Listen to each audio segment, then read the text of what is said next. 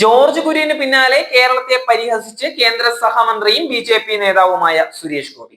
കേരളം എന്ത് വേണമെന്നും പുലമ്പിയിട്ട് കാര്യമില്ല എന്നും കിട്ടുന്ന ഫണ്ട് ഉപയോഗിക്കുകയാണ് വേണ്ടത് എന്നും അദ്ദേഹം പറയുകയാണ്. ഡൽഹി മയൂർ വിഹാറിലെ ബി തെരഞ്ഞെടുപ്പ് പ്രചാരണത്തിൽ സംസാരിക്കുകയായിരുന്നു സുരേഷ് ഗോപി. ജോൺ ബ്രിട്ടാസ് എം പി ജനങ്ങളെ പറ്റിക്കാൻ നോക്കുകയാണ് എന്നും സുരേഷ് ഗോപി പറയുന്നുണ്ട്. ബജറ്റ് പൂർണ്ണമായും തൃപ്തികരമാണ്. പോരായ്മകൾ ഉണ്ടെങ്കിൽ അതിന്റെ വലിയ തിരുത്തൽ ബജറ്റിൽ ഉണ്ടായി. താഴെത്തട്ടിനെ മാത്രമല്ല ബജറ്റിൽ പരിഗണിക്കേണ്ടത്. ബജറ്റ് എല്ലാവർക്കും അവകാശപ്പെട്ടതാണ്. മധ്യവർഗത്തിന് ഒരു കാലത്തും പരിഗണന ലഭിക്കാറില്ല എന്ന് പറയപ്പെടുന്നുണ്ട്. എന്നാൽ നിർമ്മല സീതാരാമൻ അവതരിപ്പിച്ച ബജറ്റ് ജനങ്ങൾക്ക് വേണ്ടിയുള്ളതായിരുന്നു. ജോൺ ബ്രിട്ടാസ് രാജ്യസഭയെ തെറ്റിദ്ധരിപ്പിക്കുകയാണ് എന്ന് സുരേഷ് ഗോപി പറയുകയാണ്.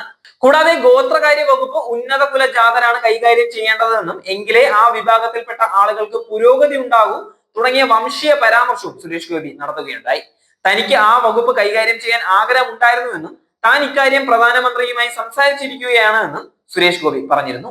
2016 താൻ MP ആയിരുന്നപ്പോൾ മുതൽ പ്രധാനമന്ത്രിയോട് ഇക്കാര്യം പറയാറുണ്ടായിരുന്നു എന്നും സുരേഷ് ഗോപി പറയുന്നുണ്ട്.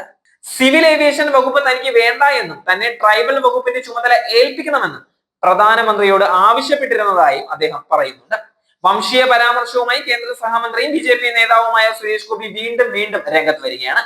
ഗോത്രകാര്യ വകുപ്പ് ഉന്നത കുല ജാതരാണ് കൈകാര്യം ചെയ്യേണ്ടതെന്നും എങ്കിലേ ആ വിഭാഗത്തിൽപ്പെട്ട ആളുകൾക്ക് പുരോഗതി ഉണ്ടാകൂ എന്നുമായിരുന്നു സുരേഷ് ഗോപിയുടെ പ്രസ്താവന. തനിക്ക് ആ വകുപ്പ് കൈകാര്യം ചെയ്യാൻ ആഗ്രഹം ഉണ്ടായിരുന്നുവെന്നും താൻ ഇക്കാര്യം പ്രധാനമന്ത്രിയുമായി സംസാരിച്ചിട്ടുണ്ടായിരുന്നുവെന്നും സുരേഷ് ഗോപി ഒരു മടിയുമില്ലാതെ പറയുകയാണ്. ട്രൈബൽ വകുപ്പ് മന്ത്രി ഒരിക്കലും ട്രൈബൽ വിഭാഗത്തിന് പുറത്തുള്ളവരാകില്ല എന്നത് നമ്മുടെ നാടിന്റെ ശാപമാണ് എന്നും അദ്ദേഹം പറയുന്നുണ്ട്.